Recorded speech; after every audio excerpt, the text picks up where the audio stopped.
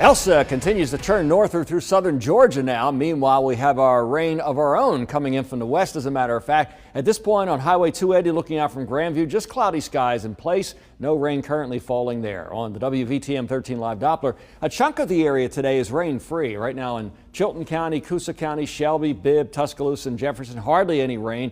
Contrast that with yesterday when we had that big line of storms coming from the south. Probably won't be a repeat of that tonight. But we do have good solid rains falling over Winston County, parts of Marion County. They've had a wet afternoon up there, and some of this rain coming in from the west now into Sumter County, making it to Greene and Hale County. The rain over the northeast seems to be slowly dissipating. This rain, pretty solid. Double Springs getting that rain, fairly heavy downpours there. Guin, Winfield, surrounding areas. It's all moving northeastward. Best chance of rain tonight will be during the next several hours. Like I said, I don't expect a repeat of last night. Nothing quite that widespread. Down to 74 at 9, 71 at 11. Overnight temperatures near 70, and there could be patchy fog late tonight. There's Elsa. The cloud tops continue to warm. The storm continues to lose some of its punch. Winds now down to 45 miles per hour at the high end. Pressure continues to rise too, moving northward quickly at 14 miles per hour. Going to cause a lot of rain. I mean, it's a fast mover, and that will help, but parts of the coastal plain of Georgia, the Carolinas, up into Virginia, getting some of that heavy rain.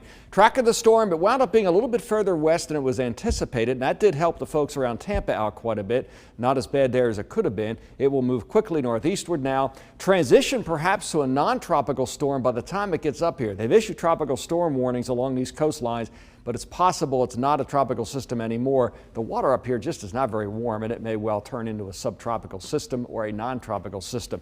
Still have a slight risk of severe weather, including the possibility of a spin-up tornado near Jacksonville, where there's currently a tornado warning, and surrounding areas of the North Florida Peninsula. Here's our short-term model forecast. Let's start it off at 7 o'clock tonight. At that point, some scattered showers in the area. One thunderstorm hangs on here in southeastern Shelby County, if you believe this model. Overnight, maybe a few more showers develop. another day tomorrow, it'll be very muggy. There'll be more clouds than usual, and a pretty good chance of a few showers and storms, even though this model says not too many. Maybe not that big a coverage tomorrow. I think it'll pick up on Friday. 7-day forecast then. Showers and a few storms tomorrow, scattered about. 83 the high. Same thing on Friday. Showers still likely. Scattered storms over the weekend. We think there'll be a transition to somewhat sunnier weather. That means higher daytime temperatures. That trend continues in the next week, Monday, Tuesday, and Wednesday.